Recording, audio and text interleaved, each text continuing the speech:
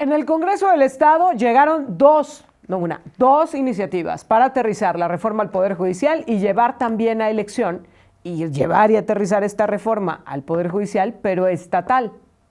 En el caso de la presentada por un diputado panista, pues parece que no va a tener mayor prosperidad, pero la presentada por el Ejecutivo ya hay pronunciamientos por parte de las diferentes bancadas. Movimiento de Regeneración Nacional dice que ellos no la van a avalar, pero el partido mayoritario, el partido en el poder, que es el Partido Verde Ecologista de México, pues obviamente va a ir en obediencia a lo que ha presentado el Ejecutivo. Y veremos cómo se va dirimiendo en el Congreso del Estado, pero por lo pronto pues ya ha sido turnada a comisiones, ahí estará en el debate y en la discusión, pero la gran pregunta es, ¿estamos en condiciones de poder aterrizar esta reforma al Poder Judicial en San Luis Potosí? Y esto tocaría, obviamente, al Consejo Estatal Electoral y de Participación Ciudadana. Tenemos las condiciones, tenemos el presupuesto armado para poder hacerlo. Está con nosotros Juan Manuel Ramírez, consejero del Consejo Estatal Electoral y de Participación Ciudadana. Bienvenido. Muchas gracias, Erika. Buenos días. Un gusto estar acá con ustedes. Edson, buenos días. Y a la audiencia, buenos días. Vamos por lo más simple, consejero. ¿Hay presupuesto para llevar a cabo una elección del Poder Judicial el próximo año en San Luis Potosí?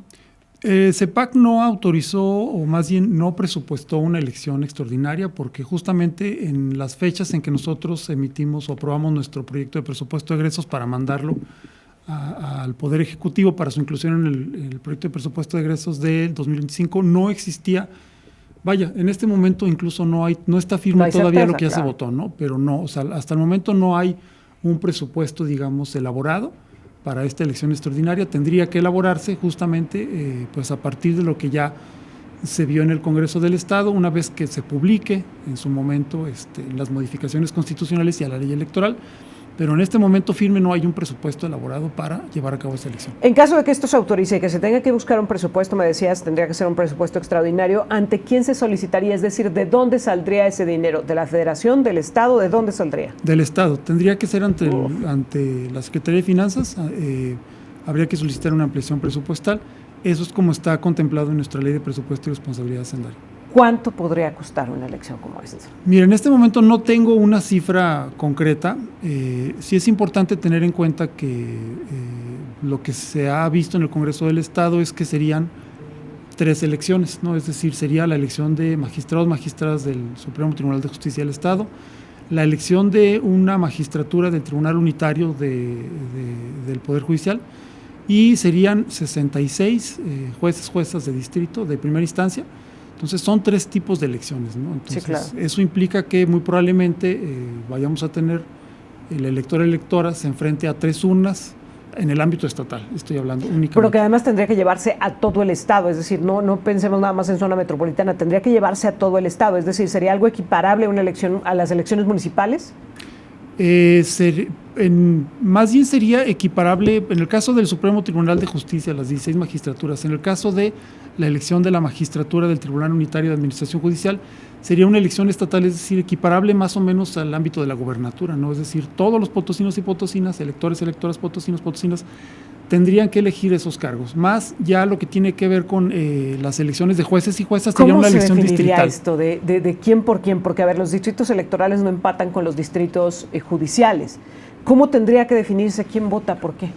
Mira, ese es un tema que se va a definir dependiendo de la coordinación que tengamos con el INE. Hay que recordar que el INE es quien tiene constitucionalmente la atribución de la geografía electoral, entre otras cosas. Entonces, nosotros sabemos que de acuerdo con la normatividad en materia judicial, pues existen 13 distritos judiciales. Entonces, eso implicaría que, supongamos, vamos a tener una elección de jueces, juezas por distrito en esos 13 juzgados distritales, pero habría que ver si esa geografía puede empatarse con lo que establece la geografía respecto de las otras elecciones, es decir, la de gubernatura y diputaciones, ¿no? Ahora, en este sentido, híjole, es que tengo muchísimas dudas al respecto, quiero que nos ayudes a tratar de entenderlas, consejero. A ver, ¿no hubiera sido más fácil que viviéramos primero la elección federal y luego la aterrizáramos a lo local para ver los criterios bajo los cuales el INE define los distritos? ¿Quién va a votar por qué? El cómo lleva a cabo la elección y cómo resulta o cómo se plasman los resultados de esta votación. ¿No hubiera sido más sencillo o no sería más sencillo para San Luis Potosí tener una experiencia previa a lo federal y luego pensar en el aterrizaje desde lo local? Sí y no. Sí, porque de alguna manera eso te garantiza o hay tiempo de que pues se vayan asentando todos estos criterios, lineamientos, reglamentos que el INE va a emitir, porque además así está la LEGIPE, la modificación que se hizo a la LEGIPE sí señala que el instituto establecerá lineamientos generales para la organización de elecciones del Poder Judicial en los estados. Por ese lado sí. Por otro lado, hay que pensar que nosotros, San Luis Potosí, en 2027 tendrá una elección de carro completo, esto es gubernatura, diputaciones y ayuntamientos. Entonces, empatarlo si nosotros ahí sería una locura. Sería una elección enorme, o sea, serían 6 elecciones por lo menos, ¿no? Entonces, más la elección federal, que ahí sería, bueno, es una elección sencilla porque es únicamente de diputaciones federales, pero creo que en el ámbito local sí sería, en términos incluso presupuestales, esperarnos hasta 2027 sería un gasto enorme, porque son, insisto, por lo menos 6 elecciones, serían en su caso. Ahora, la logística. Este es otro tema que a mí me preocupa muchísimo y te lo comentaba un poco fuera del aire. A mí me parece que también el tema de la educación cívica de los ciudadanos, de cómo participar en un proceso como este, tendría que ser un aspecto al que tendríamos que estar ya destinando los recursos. Pensando que lo llevemos a 2025, ¿no tendríamos que haber empezado ya con este tema de la educación ciudadana, de cómo participar en un proceso como este? A ver, yo estoy pensando en los términos de una elección normal, ¿no? Los meses de antelación con la que comienza para empezar este proceso de información a la ciudadanía, de que viene un proceso electoral, de cómo poder participar, estas campañas de involucramiento por parte de la población, son previas con muchísima antelación a que empiecen incluso las precampañas. Pensando en esos calendarios y en esos términos, ¿no tendríamos que estar hoy día ya con los temas definidos para ir informando a la gente cómo tendrían que estar trabajando? Y con esto implicaría también con un presupuesto definido para este tema. Pues yo te diría, en un mundo ideal, por supuesto que sí, ¿no? O sea, es decir, yo creo que a todos, a todas nos encantaría pues tener claro en este momento, o el 2 de enero, que es cuando, una vez que se publique esta modificación constitucional y a la ley electoral, cuando el CEPAC se instalaría en sesión para poder iniciar este proceso electoral extraordinario, desde luego que nos gustaría tener pues ya certeza o conocimiento respecto de cómo van a estar conformadas las boletas, cómo van a votar las y los ciudadanos, cuántos cargos van a elegir por boleta, porque ese es un tema también distinto respecto de lo que conocemos de elecciones anteriormente constitucionales. Y una cosa simplemente, ¿tú te la puedes imaginar, la boleta?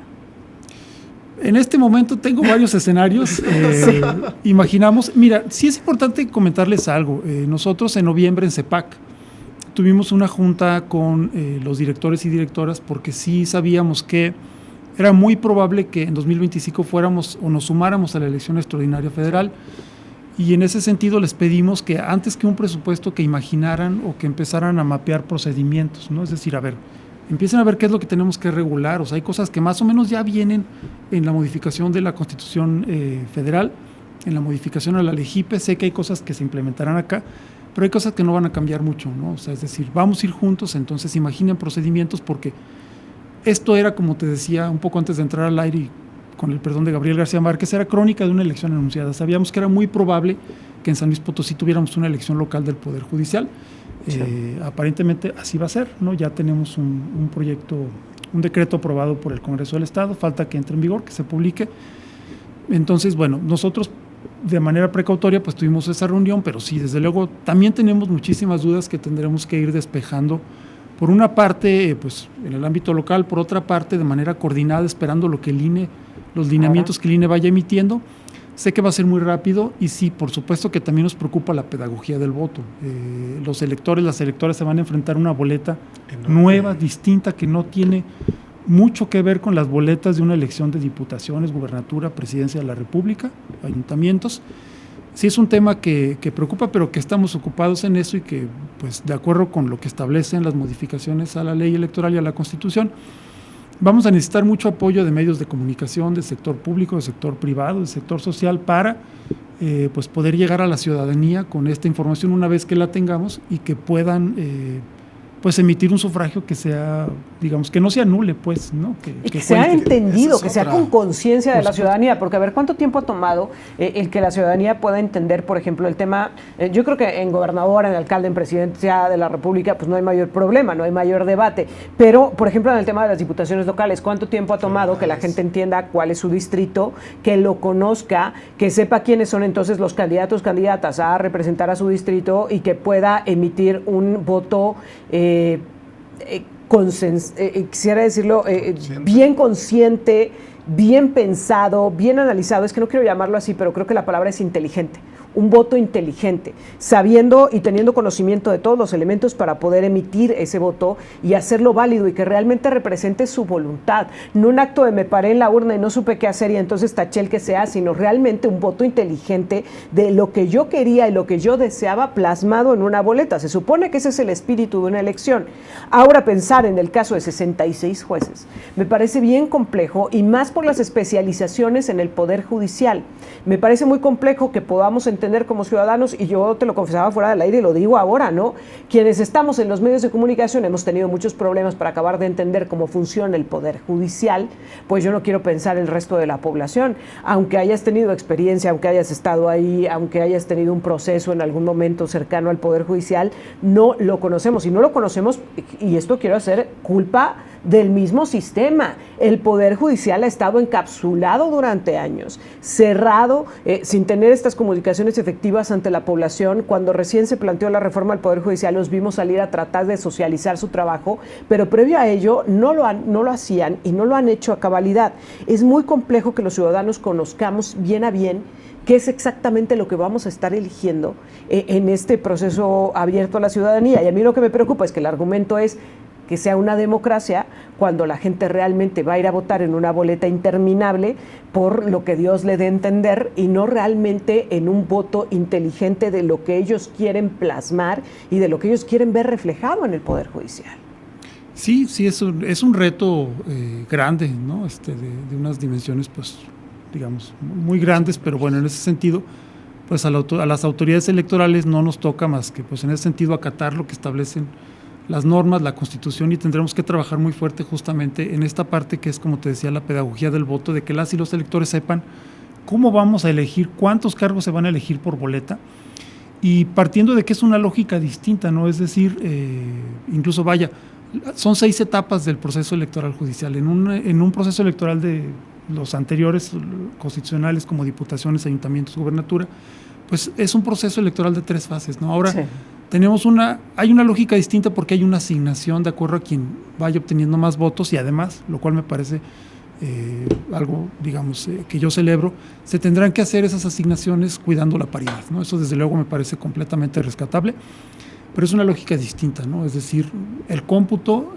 va a ser distinto. Tendremos que las autoridades electorales al final de las jornadas electorales, pues hacer este cómputo y estar cuidando que los cargos se asignen paritariamente. Entonces es una lógica completamente distinta, desde luego.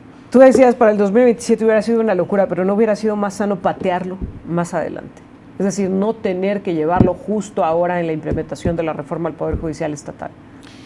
Yo creo que ambos escenarios implican ventajas y desventajas. Yo lo que te diría es 2025, la desventaja es hay poco tiempo, va a haber poco tiempo para que la ciudadanía pues conozca bien cómo va a votar. Las ventajas pues son que no vamos a cargar presupuestalmente o logísticamente todo hasta 2027 donde habría por lo menos 6 elecciones. Sí. ¿Hay riesgos operativos? Sí los hay, por supuesto. Pero insisto, la ventaja pues es que tendríamos más tiempo, ya tendríamos un terreno explorado por la elección federal, ¿no? Y eso creo que ayudaría muchísimo, pero bueno, si no es así, pues bueno, la ventaja es que podemos, digamos, tener una elección ahora con menos tiempo, pero no tendríamos una elección tan cargada en 2027. Ahora vuelvo al tema de los recursos. Tú decías el gobierno del Estado hoy pues no tiene dinero y no lo tiene presupuestado para esta elección. Tendría que estar tomando y generando una bolsa extraordinaria para poder destinarlo a esto. Y yo otra vez vuelvo a lo mismo, seguramente no será mucho dinero. Ustedes ya padecieron como Consejo Estatal Electoral y de Participación Ciudadana en esta elección de este 2024 el estar a expensas de si llegaba o no llegaba el recurso y cuánto les iba a llegar. Ir en estos términos a la elección del Poder Judicial sin saber cuánto dinero van a tener a disposición, sin tenerlo a ciencia cierta, sin tener lo necesario, lo que ustedes considerarían que es necesario, ¿en qué posición los dejaría? Pues una posición muy similar como la que vivimos en 2024, este año que está por concluir, donde CEPAC al final del día hizo un presupuesto, lo solicitó, se autorizó uno muy distinto que fueron 100 millones de pesos, tú recordarás, para proceso electoral, y entonces eso nos obligó a estar solicitando ampliaciones presupuestales, que la verdad es que debo decirlo, al final del día terminamos ejerciendo un presupuesto de 172.5 millones de pesos, y digo, sé que puede causar como cierto resquemor lo que voy a decir, pero la verdad es que al final del día contamos con el apoyo, sé que hubo muchísimo diálogo, muchísimo trabajo de deliberación, negociación con el Poder Ejecutivo, con la Secretaría de Finanzas, pero al final del día contamos con el apoyo de tener 172.5 millones de pesos con ese respaldo, que fue suficiente para sacar el proceso electoral. ¿Pudo ser mejor? Sí. ¿Podíamos ejercer más recursos? Sí. ¿Nos hubiera gustado? Sí. Hay áreas de oportunidad, por supuesto, pero al final del día creo que el proceso electoral pues salió bien, ¿no? Entonces sé que muy probablemente el proceso electoral judicial 2020-25, en caso de que así suceda, pues va a tener más o menos el mismo camino, el mismo derrotero, pero bueno, pues al final del día nosotros tenemos que cumplir con la obligación en su momento y vamos a hacer lo mejor posible para que ese proceso electoral pues salga de la mejor manera. Oye, incluso la presidenta de México en algún momento planteó, ¿no?, su famoso plan D, donde dijo, bueno, pues vámonos de a poquito. Primero a los ministros de la Suprema Corte y de ahí vamos avanzando. Creo que hubiera sido lo más sano, pero bueno, estamos en este escenario ya, consejero. Yo te preguntaría, bajo todo lo que hemos dicho previamente, ¿cuáles son las condiciones sine qua non para llevar a cabo este proceso electoral en los mejores términos y en las mejores condiciones? ¿Cómo llevar a cabo o cuáles tendrían que ser los puntos a cumplir para llevar a cabo y para poder aterrizar de la mejor manera esta reforma al Poder Judicial en San Luis Potosí? Bueno, pues una vez que contemos con el presupuesto, una vez que lo solicitemos, y ese presupuesto implica que nosotros al final del día tenemos que instalar comités municipales, como ya se aprobó en la reforma, bueno, todavía no está en vigor, pero digamos así viene en la reforma a la ley electoral. Nosotros necesitamos imprimir documentación electoral, necesitamos materiales electorales, esto es boletas, urnas, mamparas, canceles, etcétera. Necesitamos boletas electorales, necesitamos actas de escrutinio y cómputo, necesitamos actas de jornada electoral, eso pues es indispensable. Vamos a necesitar personal para llevar a cabo la asistencia electoral, es decir, los paquetes electorales, llevarlos a los presidentas de mesas directivas de casilla y después que esos paquetes regresen a las sedes municipales para llevar a cabo los escrutinios, los cómputos municipales. Vamos a necesitar presupuesto. Aquí es una parte muy importante porque la ley nos obliga a tener un micrositio en nuestra página donde se darán a conocer los perfiles de las candidaturas, su síntesis curricular y donde además se difundirá el proceso electoral de manera general. Entonces vamos a tener un micrositio robusto, que eso no ha sucedido hasta ahora. Entonces yo te diría de manera general pues eso, ¿no? Gastos para que el personal operativo se pueda estar trasladando, estar coordinando el funcionamiento en cada uno de los municipios o distritos judiciales. Este argumento de la presidenta de como no van a hacer campaña no debe ser tan caro, ¿es correcto o es erróneo? Porque con todo lo que me has dicho, pues no todo tiene que ver con la campaña, tiene que ver también con, sobre todo, con una logística de cómo llevar a cabo este proceso.